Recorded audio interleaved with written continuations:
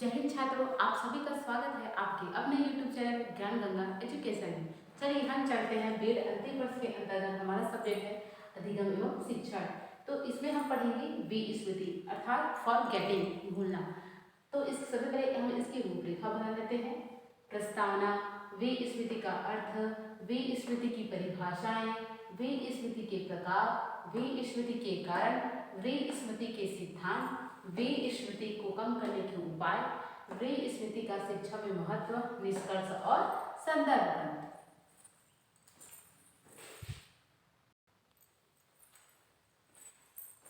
चलिए अब हम देखते हैं विस्मृति की प्रस्तावना।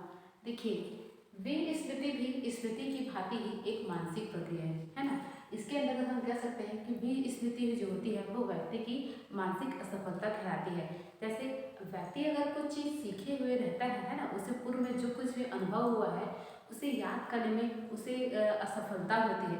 तो यही जो असफलता होती है व्यक्ति की, उसे विस्मृति कहा जाता है। जब कोई व्यक्ति क्या करता है, वो बहुत सारी चीज़ों को वो सीखते रहता है, तो सीखते सीखते वो क्या करता है, बहुत सी चीज़ों को क्या करता है, अनुभव करता है ना। अनुभव करने के बाद जब वो चीज़ को किसी कहीं जगह वो उसे प्रयोग करना होता है तो वो उस चीज़ को आसानी से कर लेता है। लेकिन कभी कभी क्या है, उस चीज़ को सीखने के बाद कुछ वर्षों या सालों के बाद वो व्यक्ति क्या करता है, उस चीज़ को जब वो याद करना चाहता है तो वह उसमें असफल हो जाता है। व्यक्ति की यही जो असफलता होती है उसे विस्मृति कहते हैं। स्मृति और विस्मृति क्या अंतर बस इतना है स्मृति और विस्मृति में कि जो स्मृति होती है वह सक्रिय और सकारात्मक होती है, जबकि फिर स्मृति क्या होती है, निष्क्रिय व नकारात्मक होती है। तो हम कह सकते हैं कि जो भी स्मृति होती है वह व्यक्ति की जो याद करने की जो असफलता है उसे क्या कहते हैं, हम विस्मृति कहते हैं। जिसमें क्या करता है, व्यक्ति को कुछ चीज़ याद करने में बहुत ही कठिनाइयों का सामना करना पड़ता है, अर्थात वो चाहकर भी किसी चीज़ को याद नहीं कर पाता। अब हम देखते हैं विस्मृति का अर्थ। देखिए, विस्मृति क्या होती है, विस्मृति अर्थात उसे अंग्रेजी में फॉरगेटिंग कहते हैं, मतलब भूलना। तो भूतकाल के किसी अनुभव को वर्तमान चेतना में लाने की असफलता ही क्या है, विस्मृति है। अर्थात यहाँ पर कहा जा रहा है कि जो हम भूतकाल में जो कुछ भी सीखे हैं, है ना, कुछ भी कार्य सीखे हैं, जैसे डांस हो गया, गाना गाना हो गया, कुछ गाड़ी चलाना हो गया या हारमोनियम बजाना हो गया आदि, हमारे बहुत सी चीज़ें हैं, है ना, जो हम भूतकाल में सीखे रहते हैं। तो जैसे कुछ पढ़ाई है ना, कुछ टॉपिक के बारे में हम पढ़े हैं, तो ये सब आदि चीज़ें क्या होती है, हम अगर उसे वर्तमान में उसे अगर सीखना चाहें, करना चाहें, तो क्या होता है, हम उस चीज़ को नहीं कर पाते। तो यही जो व्यक्ति की असफलता होती है वही क्या कहलाती है, विस्मृति कहलाती है। अब हम देखते हैं विस्मृति की कुछ परिभाषाएं। पहला परिभाषा है मन के अनुसार। देखते हैं मन जी क्या कहते हैं। सीखी हुई बात को स्मरण रखने या पुनः स्मरण करने की असफलता को ही विस्मृति कहते हैं। यहाँ पर मन जी कह रहे हैं कि जो व्यक्ति कुछ भी बात को सीखे हुए रहता है या स्मरण रखता है, तथा जब क्या होता है, जब उसको उसकी जरूरत पड़ती है पुनः स्मरण करने की, तब क्या करता है, वह उसमें असफल होता है। तो व्यक्ति की जो यही क्षमता होती है, मतलब कि व्यक्ति की जो ये होती है कार्य, मतलब उसको याद नहीं कर पाता, तो वही क्या कहते हैं, उसकी विस्मृति कहलाती है। अब हम दूसरा लेते हैं फ्रायड के अनुसार। विस्मरण वह प्रवृत्ति है जिसके द्वारा दुखद अनुभव को स्मृति से अलग कर दिया जाता है। फ्रायड जी कह रहे हैं कि जो विस्मरण जो होता है वो क्या होता है, व्यक्ति के जीवन में जो कुछ भी दुखद अनुभव होता है ना, उसे भुला देने की एक प्रक्रिया है। फ्रायड जी कहते हैं कि जो विस्मरण की जो प्रक्रिया होती है, व्यक्ति जो कुछ भी अपने भूतकाल में जो कुछ भी अनुभव किया रहता है उसको वो भुला देता है, यही व्यक्ति क्या है, विस्मरण कहलाता है फ्रायड जी के अनुसार। अब हम देखते हैं विस्मृति के प्रकार। देखिए, विस्मृति यहाँ पर दो प्रकार की होती है। इसमें पहला है सक्रिय स्मृति और दूसरा क्या होता है, निष्क्रिय स्मृति। इस स्मृति के अनुसार क्या करता है, सक्रिय स्मृति में क्या करता है, व्यक्ति जो होता है वह स्वयं किसी बात को क्या करता है, भूलना चाहता है। मतलब क्या करना चाहता है, वो कुछ भी अगर वो सीखे रहता है तो वह स्वयं उस चीज़ को भुलाने का प्रयत्न करता है।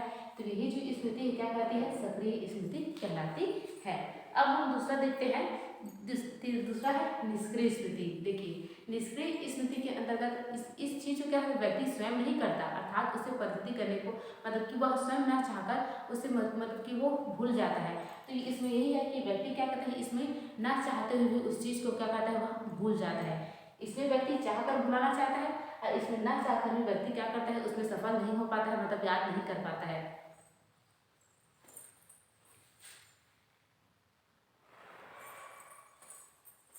चलिए अब हम देखते हैं विस्मृति के कारण। ये जो विस्मृति है वह व्यक्ति को किन किन कारणों से होती है, अर्थात हम किसी भी चीज को किस कारणवश भूल जाते हैं, है ना।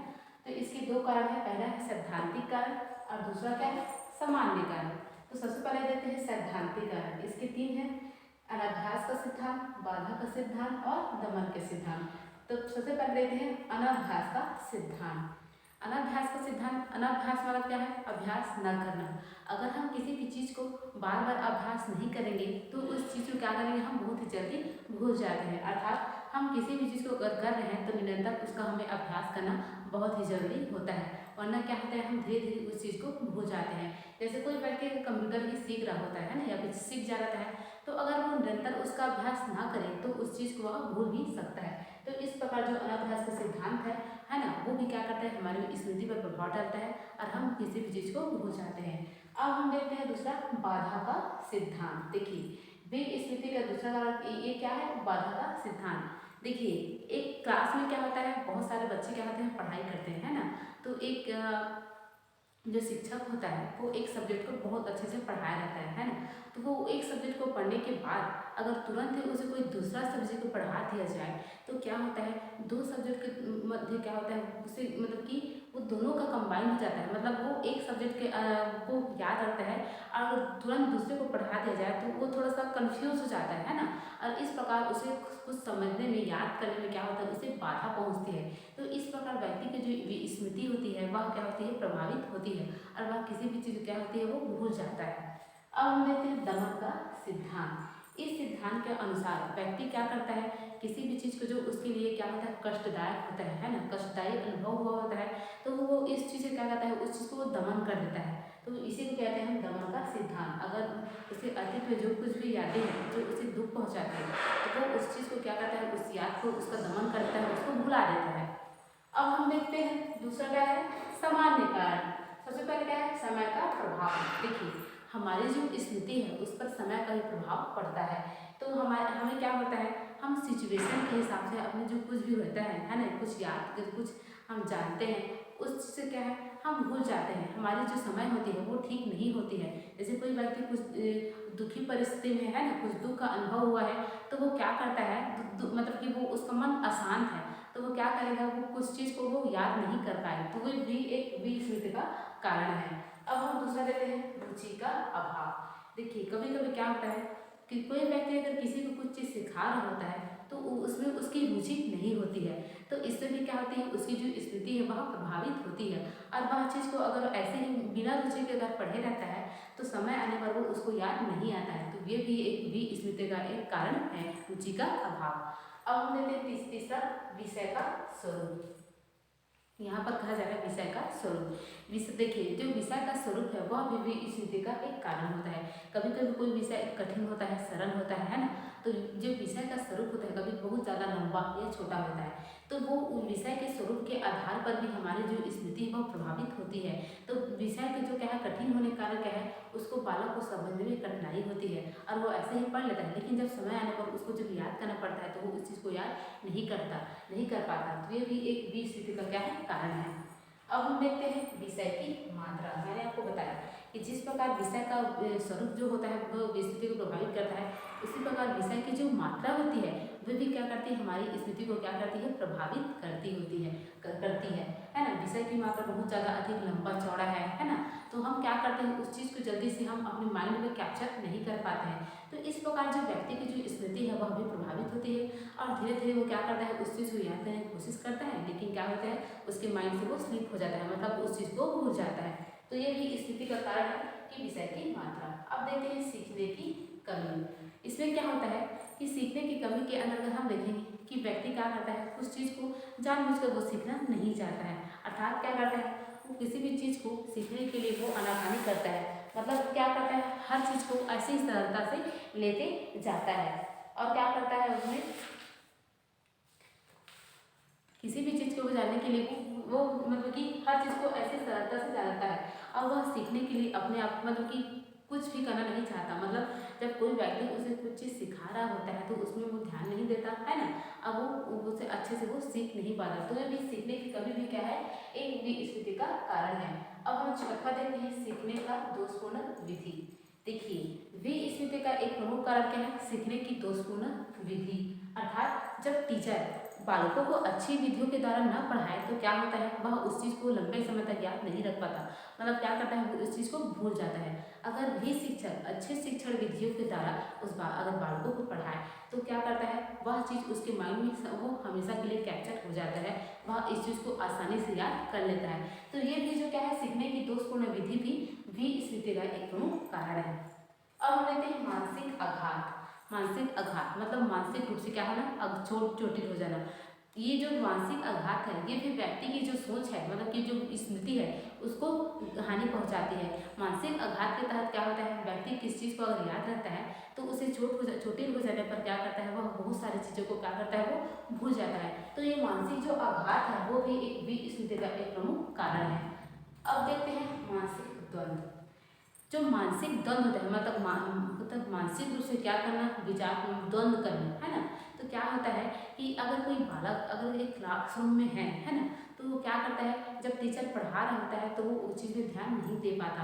वह जैसे किसी भी चीज़ के क्या करता है, अपने मानसिक रूप से वो द्वंद्व करता है, सोच विचार करते रहता है। तो इस प्रकार भी क्या है, उसका जो स्मृति है वह उस चीज़ को नहीं जान पाता, मतलब उसे ध्यान नहीं दे पाता। तो इस प्रकार जो उसकी स्मृति है वह प्रभावित होती है। तो क्या है, मानसिक द्वंद्व क्या करती है, हमारी विस्मृति का एक प्रमुख कारण है। अब हम लेते हैं मानसिक रोग। जैसे मानसिक आघात क्या करता है, हमारी स्मृति को प्रभावित करता है, उसी प्रकार जो मानसिक रोग होता है वो भी हमारी स्मृति को क्या करता है, प्रभावित करता है। अगर व्यक्ति अगर वो शुरू तो बड़ी मतलब अच्छे से पढ़ाई लिखाई वो करता है, लेकिन क्या करता है अचानक कुछ किसी कारण से उसे मानसिक रोग हो गया तो उसी क्या होती है, स्मृति क्या होती है, प्रभावित होती है। अब हम लेते हैं 10वां, मादक वस्तुओं का प्रयोग। देखिए व्यक्ति की स्मृति पर सबसे बुरा प्रभाव किसका पड़ता है, मादक वस्तुओं के सेवन से, मतलब नशा करने से। व्यक्ति को क्या है, जब वो नशे की लत लगती है तो उसकी जो मानसिक सोचने संबंधी की जो शक्ति होती है वह छिड़ हो जाती है। तो क्या है, व्यक्ति को क्या है, एक जो मादक वस्तुएं हैं उनसे उसे दूर ही रहना चाहिए।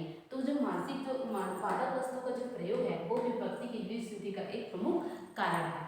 अब हम देखते हैं 11वां, स्मरण न रखने की इच्छा। कभी कभी क्या होता है, कोई व्यक्ति क्या है, किसी भी चीज़ को जानबूझकर स्मरण न रखने की क्या करता है, वो कोशिश करता है, मतलब किसी चीज़ को वो जबरदस्ती क्या करता है, सीखना नहीं चाह रहा था या उसे याद करना नहीं चाहता। तो क्या है, वो विस्मृति का एक कारण है। जैसे अगर कोई लड़की कढ़ाई बुनाई वो कोई सिखा रहा होता है तो वो क्या करता है, उस चीज़ को उसमें रुचि नहीं लेती है, मतलब उस चीज़ को याद रखने की कोशिश नहीं करती है। तो क्या है, उसको स्मरण करने की उसमें इच्छा नहीं होती है। तो ये भी क्या करती है, विस्मृति का एक कारण है। अब हम देखते हैं संवेगात्मक असंतुलन। यहाँ पर देखो संवेगात्मक असंतुलन अर्थात व्यक्ति क्या करता है, जब उसे संवेग आता है, संवेग के अंतर्गत व्यक्ति को गुस्सा, दया, प्रेम, क्रोध, मतलब संवेग की बहुत सारी जो दशाएं होती है व्यक्ति को आता है। तो इस समय भी क्या है, संवेगात्मक रूप से क्या होगा, व्यक्ति जब असंतुलित होगा तो क्या करेगा, वो भी स्मृति का एक कारण है। कभी कभी क्या है, व्यक्ति अगर को क्रोध आता है तो उस क्रोध में वो कुछ भी कर बैठता है ना, और वो कुछ चीज़ों को भूल भी जाता है। तो ये भी जो संवेगात्मक असंतुलन है वो भी क्या है, विस्मृति का एक कारण है।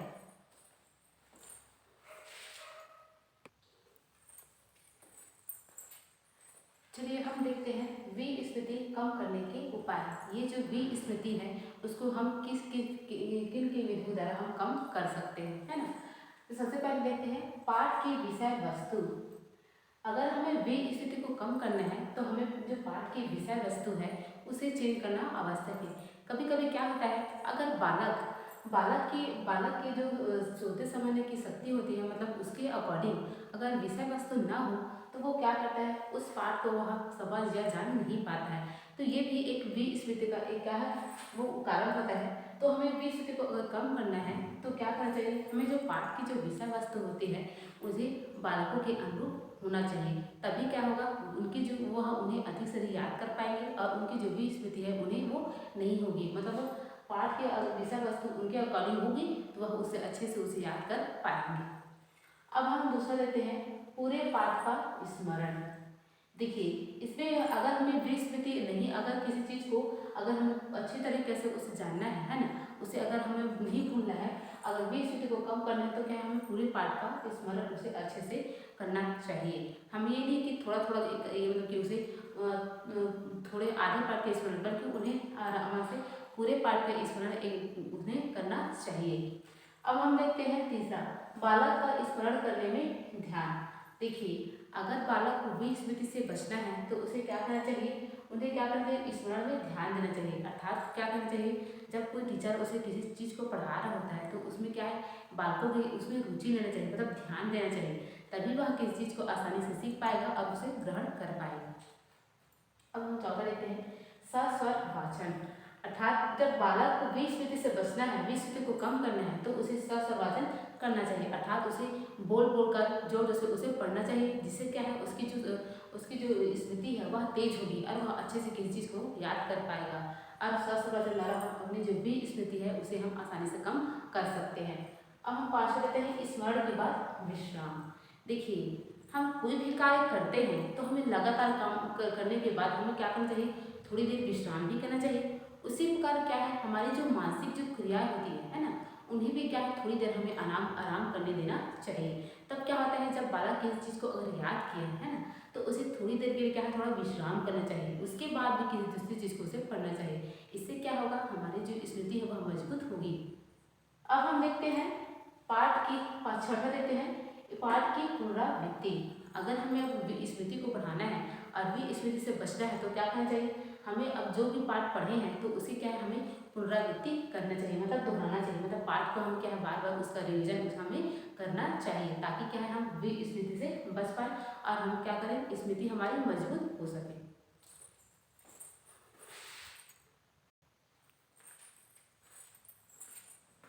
चलिए, अब हम देखते हैं शिक्षा में विस्मृति का महत्व। जो हमारी जो शिक्षा की जो प्रणाली होती है उसमें विस्मृति का क्या महत्व होता है। पहला देखते हैं, क्षणिक महत्व की बातों को भूलना। देखिए, यहाँ पर लिखा है कि जो क्षणिक महत्व की जो बातें होती हैं उनको भूलना। अगर हमें विस्मृति, अगर हम क्या करते हैं, हमें हमारे लिए जो महत्व की बातें नहीं होती है उनको हमें भुला देना ही क्या होता है, उचित होता है ना। हम जो भी हम कुछ सीखते हैं, ये जानते हैं, तो कुछ चीज़ें क्या है, बहुत हमारे लिए बहुत ही उपयोगी होते हैं, और जो चीज़ हमारे लिए उपयोगी नहीं होती है उन्हें भूल जाना ही बेटर होता है। अब हम देखते हैं कोलेसनिक के अनुसार, जो कोलेसनिक महोदय जी हैं वो क्या कहते हैं, जीवन के अनेक अनुभव का केवल क्षणिक महत्व होता है और वे स्मरण रखने के योग्य नहीं होते हैं। अर्थात कोलेसनिक जी कह रहे हैं कि जो जीवन में जो बहुत सारे जो हमें अनुभव होते हैं ना, वो जो कुछ अनुभव होते हैं वे हमारे लिए क्या होते हैं, उपयोगी नहीं होते हैं। तो उन जो क्या होते हैं, वो जो स्मरण होते हैं उन्हें भुला देना ही क्या होता है, श्रेष्ठ होता है। अब हम लेते हैं दूसरा, समान रूप से अनुपयोगी बातों को भूलना। देखिए, क्या होता है, जब एक बालक विद्यालय जाता है तो क्या होता है, वो बहुत सारी चीज़ों को वो सीखता है, तो क्या करता है, वह उसको उसके लिए कुछ चीज़ों को भुला देना ही उपयोगी होता है ना। बहुत सारी चीज़ें कुछ होती है, जैसे छोटे मोटे अपने दोस्तों की लड़ाई झगड़े हो गए है ना, और बहुत सारी चीज़ें होती है, तो इन चीज़ों को क्या करना, उन्हें भुला देना ही उसके लिए उचित होता है। तो क्रो एवं क्रो जी कहते हैं, सीखने वाले के लिए यह जानना आवश्यक है कि वह क्या स्मरण रखे और क्या भुला दे। यहाँ पर क्रो एवं क्रो जी कहते हैं कि जो सीखने वाला होता है वह उसके लिए यह जानना आवश्यक होता है कि वह किस चीज़ को याद रखे तथा किस चीज़ को भुला दे। यह जरूरी होता है कि व्यक्ति क्या है, अच्छी चीज़ों को याद रखे, जो उनके लिए उपयोगी नहीं है उस चीज़ों को क्या करे, वो भुला दे। अब हम देखते हैं तीसरा, दुखद अनुभव को भुलाना।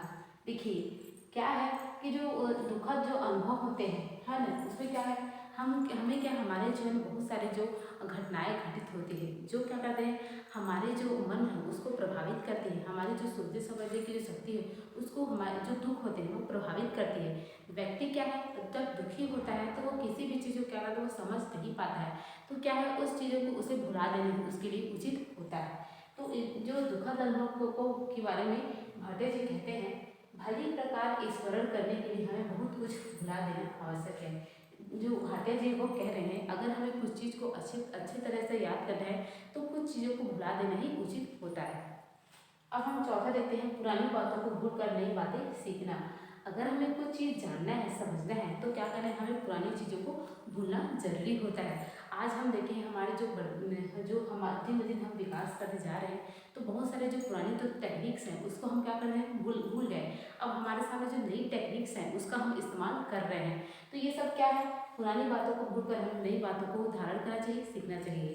तो इसके बारे में वुडवर्ड जी कहते हैं, नई बातों का सीखना पुरानी बातों के स्मरण में बाधा डालता है, और पुरानी बातों का स्मरण नई बातों के सीखने में बाधा डालता है। अर्थात वुडवर्ड जी कह रहे हैं, अगर हमें कुछ पुरानी चीज़ें क्या करते हैं, हमें कुछ नई चीज़ें सीखना है, तो वो जो पुरानी है जो याद होती है वो उसमें बाधा डालती है, तथा जो हम अगर पुरानी चीज़ों को याद करें तो उसमें जो नई सोच है वो भी बाधा एक तरह से डालती है। इनका वुडवर्ड जी का यही कहना है। तो इस प्रकार जो बहुत सारी जो कमियां हैं वो क्या करती है, वो शिक्षा को प्रभावित करती है। और क्या है, अगर जो कुछ चीज़ें की विस्मृति शिक्षा में क्या है, विस्मृति का महत्व बहुत अहम होता है। अर्थात अगर व्यक्ति को बहुत चीज़ें अगर सीखना है, जानना है, समझना है, तो कुछ पुरानी चीज़ों को क्या है, उसे भूलना भी अति आवश्यक है।